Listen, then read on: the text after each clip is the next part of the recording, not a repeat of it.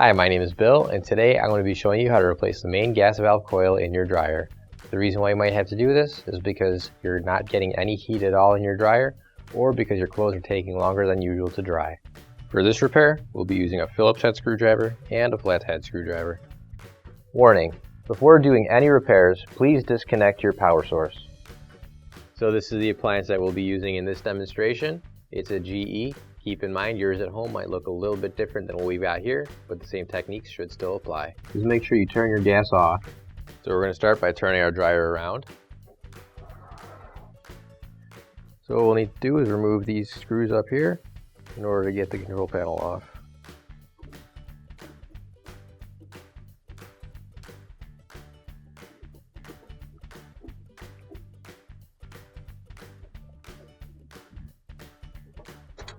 So now that we've got the back unscrewed, we can just slide the control panel over, and we're going to lift it up, and we're going to put it back in this space right here. Now we're going to open up our dryer door, and on either side there are two screws going straight up, so we need to remove those screws now, and we're going to be using a Phillips head screwdriver to take these screws out.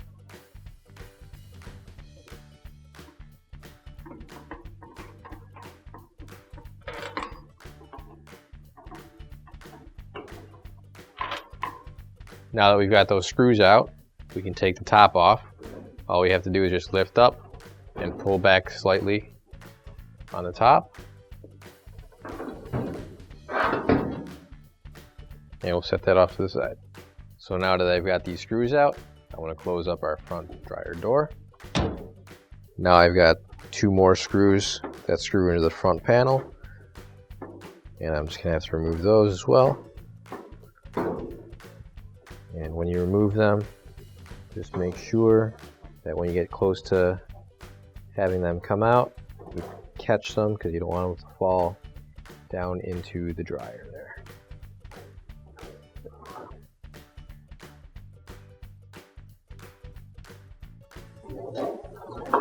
There we go. Now that we've got those screws out, we can tilt the front panel forward. And once we've got it tilted forward and separated from the drum, we can lift it up over the tabs on the bottom and just turn it like so, because we've got some wires attached to it as well. So now what I'm going to do is I'm going to detach some of these wires here. First one I'm going to detach is this black one that's connected right over here.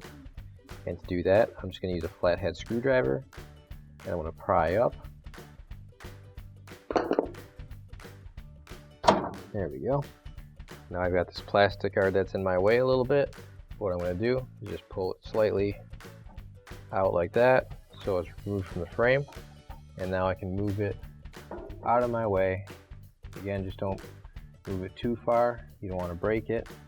We'll move it just enough so that I can use my screwdriver and pry these wires off. There we go. There's one. And we just need to unplug our white wire. And we'll just pull that straight out there. So now I'm just going to remove this last wire here. And once again, just pulling that straight out. So right on top of the drum here, we've got this piece, which is our belt there. So in order to get it off, I'm going to reach inside of our dryer here. And I've got to get my arm in that little hole. We're going to have to push up on the lever to release the tension. And reach in with our other hand, and now we can just take that right off. So now that we've removed the belt from the pulley, we can lift up on the belt. That'll help us pick up the drum. So this coil right here in the front is our main gas valve coil.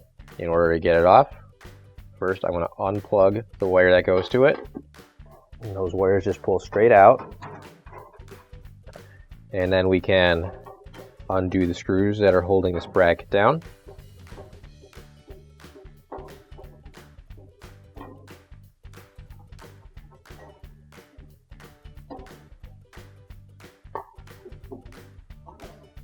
Now we can just pull the bracket off, and we can pull the coil right off.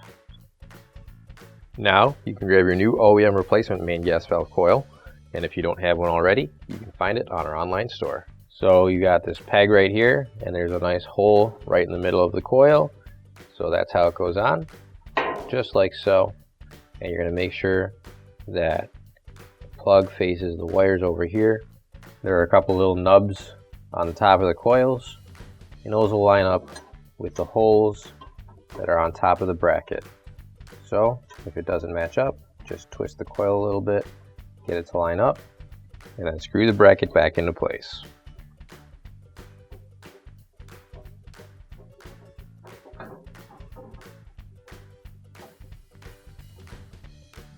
And now we can plug it back in. So you'll see on the back of your drum here, there's a small shaft.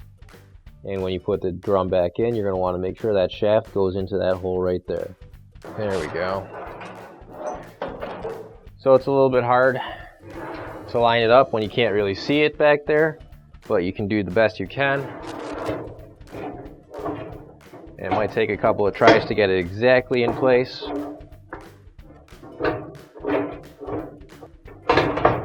There we go.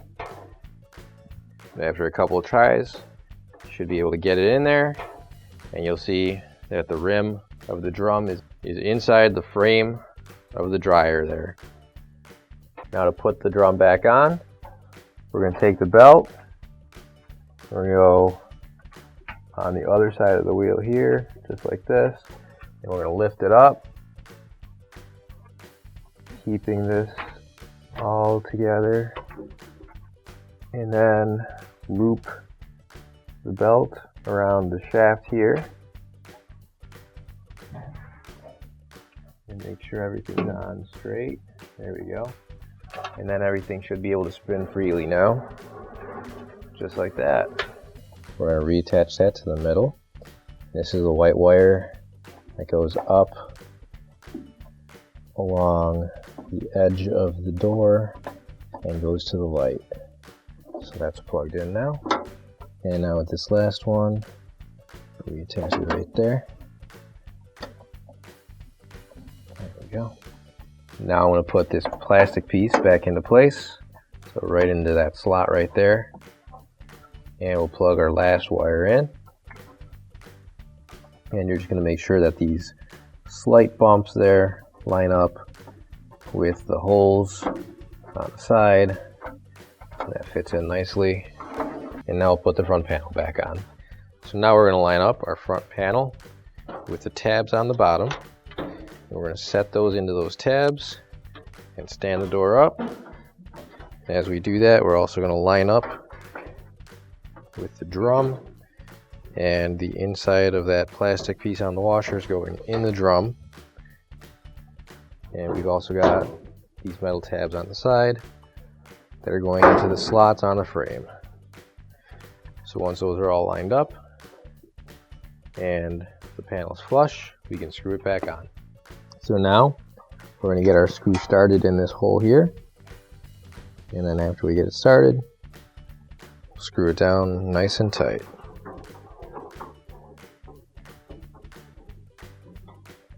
Same thing on this side. Start our screw in by hand and use our Phillips head screwdriver to finish the job. There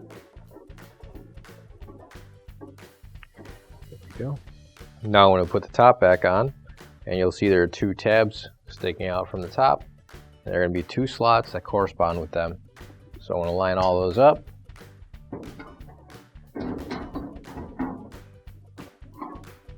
So after I line those up, I'll make sure that the tabs go into the slots, just like that. And there's a couple on the front as well. So now we can screw that back in. So we'll put in our screw. And with that little tiny hole at the top, you should be able to line up the screw with the hole that it belongs to there. Once you got that started a little bit, finish screwing it in.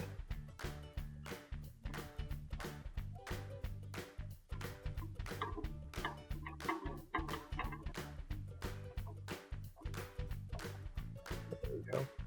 Now we're going to put our lint filter back into place since that came out a little while ago. go. Now we can close our dryer door. Now we can line our control panel back up and slide that back over and set that back into place. Now we can screw it back in.